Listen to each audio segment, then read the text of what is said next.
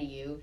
I hope so. And here you are in A Bronx Tale, the new musical, and you're directed, and all of a sudden, you know, first day out, there he is, and there's Robert De Niro. Yeah, Robert De Niro. I mean, Bradley. Bob. Oh, of course, Bobby. Bob. Bobby. You know. Yo, Bobby D. So. Bobby D. First of all, tell me how this all came about for you. I auditioned for the show. The show did an out-of-town tryout in New Jersey at the Mill Playhouse a year ago, and I wasn't a part of that. But I heard about it, and I have friends, you know, in the business. Everyone knows everyone. And I had so many friends in the show, and I wanted to go see it, but it sold out. You could not get into the show in New Jersey. In New Jersey? You could not go. It was sold out. The audiences loved it there. So I heard of everything that kind of goes through there, you know, these out-of-town tryouts. It might transfer to Broadway. It might come to New York off Broadway. But you always hear that stuff. You always hear it. That's the way it always goes. Right. So I didn't really think anything about it. I didn't really know about the musical. I, of course, knew the movie. But then I got invited to come in and dance for the show. And then I started getting callbacks to read the Tyrone material. And I started seeing that it was to be considered for the Tyrone understudy or for the role. And at this point in my career, I'm a dancer and I'm a singer and an actor. So I've always been in the ensemble and I've always understudied roles. Okay. I kind of feel that I'm good at that. Right.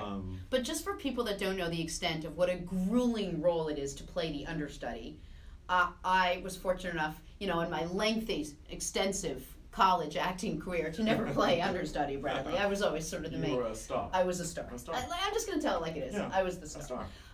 You have to learn the lines. You have to know the choreography. Yep. You have to know the blocking. Yep. You have to know all of it. Everything. And there's a chance you may never, ever, ever play that part. I might not ever do it at all. That is crazy. Okay, so now you think you might be Tyrone the understudy. Yeah, I kind of assumed that, and at this point I was like, you know, I would love to be on Broadway again. Who wouldn't love to, you know, of course, be on a Broadway musical directed by Robert De Niro and Jerry Zaks? I mean, come on, Jerry Zaks and Robert De Niro. I would take it anyway. Right. It would go, but I had many callbacks and many coachings and for this for a Bronx Tale. Had my final callback, which final callbacks for Broadway shows can be extremely scary because you go into a room and it's full of people. All the creative team, all the producers, casting, everyone's there. And what are they looking for in this final callback? They're looking for, I think, a final callback. They're looking for the person to come in and play the role. Own it. Own it, play the role. They're prepared, they know the material. They have a point of view about how it should be done. Okay. And the point of view that they have has to be what they think it should be. Yeah. And I think I had done all the work at this point.